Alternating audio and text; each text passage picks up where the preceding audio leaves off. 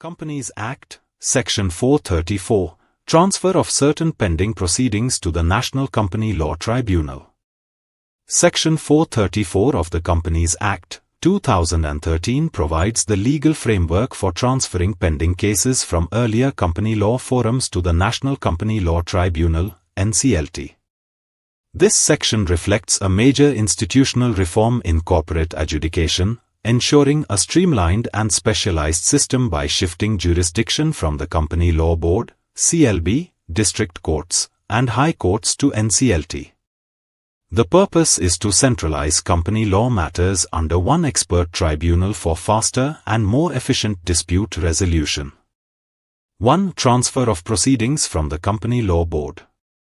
On the date notified by the central government, all cases, matters, and proceedings pending before the Company Law Board, CLB, established under the earlier Companies Act, 1956, shall stand transferred to NCLT automatically.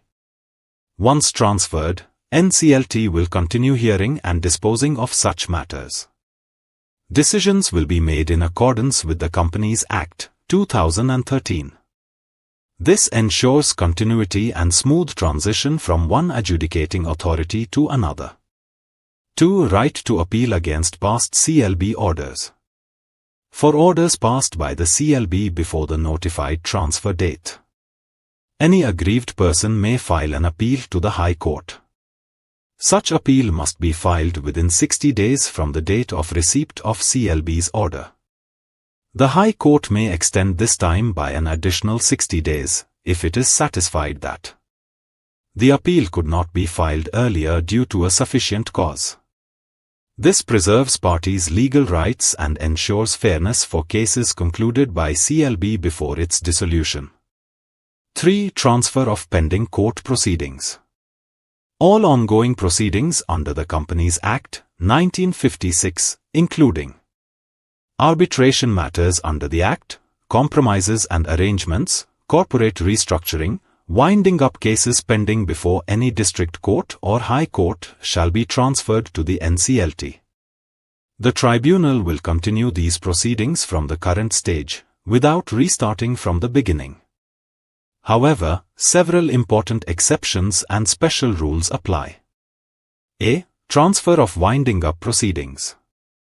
Only winding up cases that are at the stage prescribed by the central government will be transferred. This prevents interruption where a case is already nearing completion in the high courts. B. IBC transition for winding up cases. Parties involved in winding up cases pending before the 2018 Insolvency and Bankruptcy Code Amendment Ordinance may apply to the court for transfer to NCLT.